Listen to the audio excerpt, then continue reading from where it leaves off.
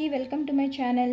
వరలక్ష్మి వ్రతం చాలా వరకు అందరం రెండో వారంలోనే చేసుకున్నాం. మరి అందరూ ఎలా చేసుకున్నారో నాకైతే కామెంట్స్లో చెప్పండి. అయితే వీడియో పోస్ట్ చేయడానికి లేట్ అయింది, సండే ఊరు వెళ్ళడం వల్ల. మరి ఇంకా నెక్స్ట్ వీక్లో ఎవరైనా చేసుకునే వాళ్ళు ఉంటే వాళ్ళకి ముందుగానే వరలక్ష్మి వ్రతం శుభాకాంక్షలు. ఇంకా వీడియోలోకి వస్తే నేను వరలక్ష్మి వ్రతం రోజు 4-4:30 మధ్యలో లేచాను. ఇంకా లేచిన వెంటనే ఇల్లు చిమ్మేసి ఫ్రెష్ అయ్యి వచ్చేసాను. ముందు రోజే పూజా రూమ్, పూజ సామాన్లు క్లీన్ చేసుకొని పటాలు కూడా తుడిచి బొట్లు పెట్టేసుకున్నాను. నైట్ పిల్లల్ని నిద్రపిచ్చాక ఇల్లు మాప్ పెట్టేసి కిచెన్, కౌంటర్ టాప్, స్టవ్ అంతా క్లీన్ చేసుకొని పడుకునేసరికి 12 అయిపోయింది. ఇంకా ఫ్రెష్ అయ్యి వచ్చిన తర్వాత నిత్య దీపారాధన చేసుకొని పులిహోరకి చింతపండు, వడకి పప్పు, అన్నం వండడానికి బియ్యం, బెల్లం పొంగల్కి కూడా బియ్యం పెసరపప్పు నానబెట్టేసుకున్నాను. ఈ నల్ల శనగలు అయితే నైటే నానబెట్టేశాను. ముందు రోజు ఇడ్లీ దోశ పిండికి గ్రైండర్ వేసుకొని ఈ రోజుకి సరిపడా పిండిని తీసి బయట పెట్టేసుకున్నాను. నైట్ అంతా బయట పెట్టుకున్నా కాబట్టి మార్నింగ్కి బాగా ఫెర్మెంట్ అయిపోయింది. పెరుగు కూడా బాగా తోడుకుంది. పూజ అయ్యేసరికి ఎలానో లేట్ అవుతుంది కాబట్టి నేను టిఫిన్ అయితే చేయలేను. కానీ పిల్లలకి స్కూల్ ఉంది, అలానే హస్బెండ్ కూడా నైట్ షిఫ్ట్ చేసేసి వస్తారు కాబట్టి లైట్గా టిఫిన్ తినేసి పడుకుంటారు. శారీ కట్టుకొని ఒక పక్క వంటలు చేస్తూ ఇంకొక పక్క పిల్లలకి స్నానాలు చేయించి స్కూల్కి రెడీ చేయడానికి శారీతో అయితే అస్సలు నా వల్ల కాదు. పూజ స్టార్ట్ చేసుకునే ముందు సారీ కట్టుకుంటాను. పొంగల్ పెట్టుకునే గిన్నె పూజించుకున్న తర్వాత ముందు రోజే స్టవ్ అంతా క్లీన్ చేసుకున్నానని చెప్పాను కదా. ఇంకా ప్రసాదాలన్నీ వండుకునే ముందు స్టవ్కి బొట్లు అయితే పెట్టేశాను.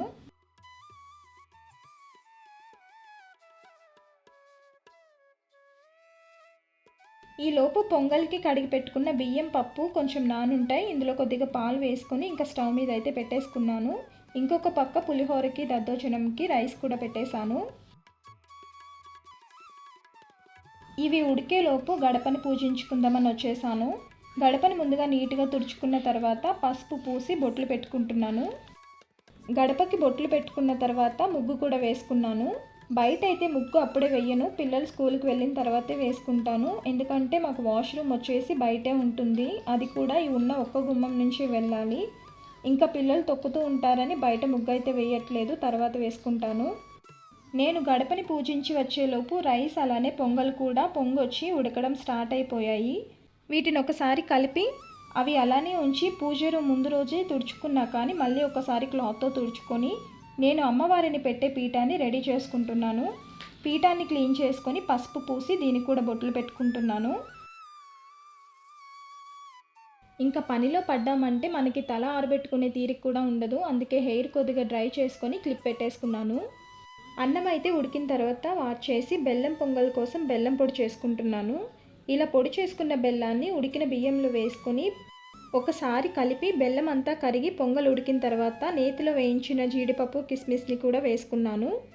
నేనైతే ఎక్కువ ప్రసాదాలు ఏం చేయట్లేదండి, 5 చేస్తున్నాను.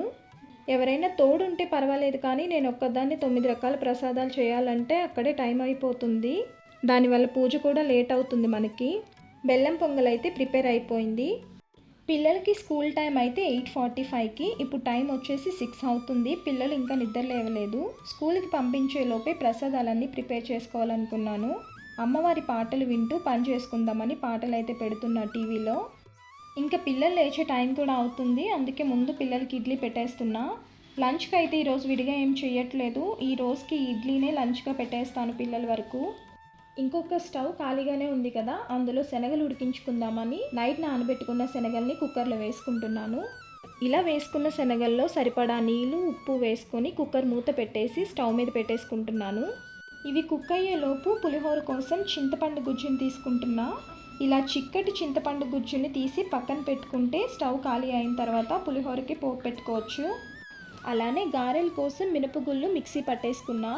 ఈలోపు శనగలు ఉడికిపోయాయి, వీటి నుండి వాటర్ డ్రైన్ అవుట్ చేసేసి పోపు పెట్టుకోవాలి. ఇంకొక పక్క పిల్లలకి ఇడ్లీలోకి కారం చట్నీ కూడా రెడీ అయిపోయింది. ఇవి చేస్తూనే పులిహోరకి పోపు కూడా పెట్టేశాను, ఇది కూడా దగ్గరికి ఉడికిపోయింది. పులిహోర పోపు చల్లారేలోపు దద్దోజనం ప్రిపేర్ చేస్తున్నా. దద్దోజనంలో కొంతమంది పాలు కూడా వేస్తూ ఉంటారు, కానీ నేను ఇలా పెరుగన్నం కలిపి అందులోనే పోపు వేసేస్తాను. ఈ వంటలన్నీ చేసుకుంటూనే ఒక పక్క పిల్లల్ని లేపి వాళ్ళని కూడా స్కూల్కి రెడీ చేసేసి టిఫిన్ పెట్టేశాను. ఇంకా ఇప్పుడు పులిహోర కలుపుకుంటున్నా.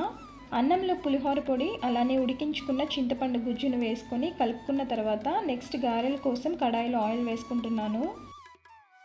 ప్యాకెట్లో మిగిలిన ఈ ఆయిల్ని బాటిల్లో వేసుకొని నూనె వేడయ్యాక గారెలు కూడా వేసుకున్నా. పిండిని మిక్సీలో వేసుకున్నా కూడా గారెలు చాలా సాఫ్ట్గా ఫ్లఫీగా వచ్చాయి. ఈలోపు హస్బెండ్ కూడా ఆఫీస్ నుండి వచ్చేసారు. యాక్చువల్గా నైట్ షిఫ్ట్ చేసి మార్నింగ్ 4-5 ఆ టైంకి వచ్చేస్తారు. ఇంకా ఈ పార్సల్ తీసుకురావడం కోసం పార్సల్ ఆఫీస్ ఓపెన్ చేసే వరకు ఉండి అది తీసుకొచ్చారు. ఈ పార్సల్ అయితే అమ్మ పంపించింది రాజమండ్రి నుండి. ఈ సూట్ కేస్ విషయానికి వస్తే మా బ్రదర్ చేసే డీమార్ట్లో సూట్ కేస్ పైన ఆఫర్స్ ఉన్నాయని నేను ఒకటి తీసుకోమని చెప్పాను. ఇంకా అమ్మ ఆ సూట్ కేస్తో పాటు కొన్ని శారీస్ అలానే బ్లౌజెస్ కూడా స్టిచ్చింగ్ చేసి పంపించింది. అమ్మే వీడియో కాల్ చేసిందనమాట. పార్సల్ వచ్చిందా, బ్లౌజెస్ అన్నీ సెట్ అయ్యాయా, పూజ పనులు ఎంతవరకు వచ్చాయని అన్నీ అడుగుతుంది. ఇంకా పిల్లల్ని స్కూల్లో డ్రాప్ చేసేసి హస్బెండ్ నేను మార్కెట్కి వెళ్ళాం పూజకు కావాల్సిన సామాగ్రి తీసుకురావడానికి.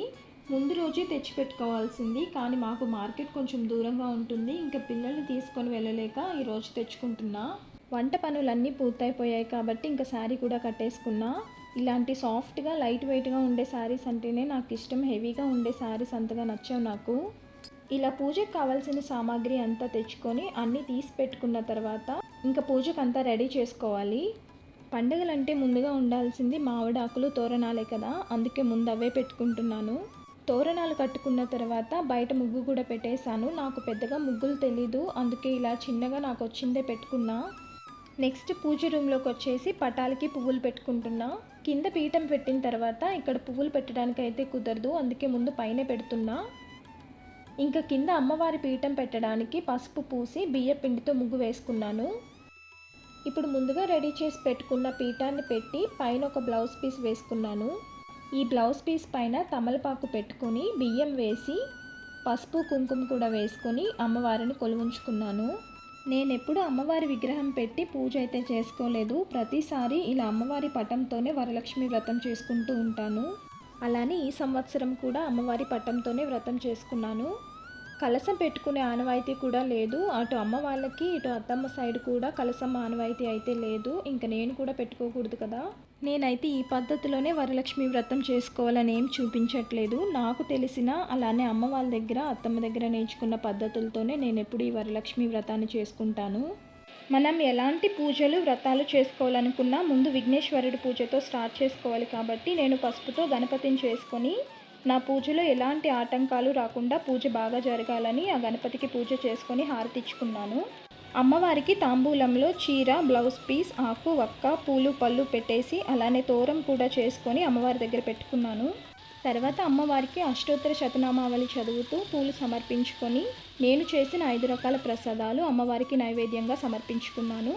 కొబ్బరికాయ కొట్టిన తర్వాత కర్పూర హారతి ఇచ్చి వరలక్ష్మి వ్రత కథ చదివి చివరిగా మంగళహారతి ఇచ్చి పూజ చేసుకున్నాను. హస్బెండ్ అయితే పూజలు కూర్చోలేదు, ఎందుకంటే ఈరోజు ఆల్రెడీ మార్నింగ్ లేట్ అయిపోయింది ఆయన వచ్చేసరికి. ఇంకా బయటికి వెళ్ళి పూజ సామాగ్రి అంతా తెచ్చుకునేసరికి 9:30 అయిపోయింది. మళ్ళీ మధ్యాహ్నం 1 గంటకి లేచి ఆఫీస్కి అయితే వెళ్ళిపోవాలి. అందుకే ఇంకా నిద్ర సరిపోదు కాబట్టి నేను ఒక్కదాన్నే చేసుకున్నాను. పూజ చేసుకున్న తర్వాత అమ్మవారి దగ్గర పెట్టుకున్న తోరాన్ని చేతికి కట్టుకొని ప్రసాదం స్వీకరించి మా ఆయన దగ్గర ఆశీర్వాదం కూడా తీసుకున్నాను. ప్రసాదాలు అయితే చాలా బాగా కుదిరాయండి. మనం టేస్ట్ చూడకుండా చేసినా కూడా అన్నీ చాలా బాగున్నాయి. ఇంకా ఉదయం పూజ అయితే ఇలా చేసుకున్నాను. మా ఆయన ప్రసాదాలు కొంచెం తిని ఇంకొంచెం బాక్స్లో తీసుకెళ్లారు. ఆయన ఆఫీస్కి వెళ్ళిన తర్వాత మార్నింగ్ చేసుకున్న వంటల గిన్నెలన్నీ అలానే ఉన్నాయి. కిచెన్ కౌంటర్ కూడా మెస్సీగా ఉంది. ఇంకా కిచెన్లో సామాన్లన్నీ క్లీన్ చేసుకున్న తర్వాత పిల్లల స్కూల్ టైం కూడా అయిపోయింది. వాళ్ళని స్కూల్ నుండి తీసుకొచ్చి మళ్ళీ సాయంత్రం ఫ్రెష్ అయిన తర్వాత అమ్మవారి దగ్గర పెట్టిన చీరను కట్టుకున్నాను. నైవేద్యాలన్నీ పక్కన పెట్టేసి సాయంత్రం ఇంకా పాలు మాత్రమే పెట్టుకున్నాను అమ్మవారి దగ్గర.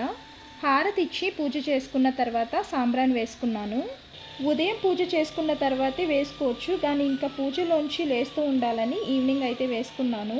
అంతేనండి, నా వరలక్ష్మి వ్రతం ఇలా సింపుల్గా హడావిడి లేకుండా చేసుకున్నాను. నేను చేసిన పూజలో ఏమైనా తప్పులుంటే కామెంట్స్లో చెప్పండి. నెక్స్ట్ టైం అవి రిపీట్ అవ్వకుండా చూసుకుంటాను. ఇంతవరకు వీడియో చూసినందుకు చాలా థ్యాంక్స్ అండి. వీడియో నచ్చితే లైక్ చేసి అలానే ఛానల్ని సబ్స్క్రైబ్ చేసుకోండి. ఇంకొక వ్లాగ్తో మళ్ళీ కలుద్దాం. Thank you for watching.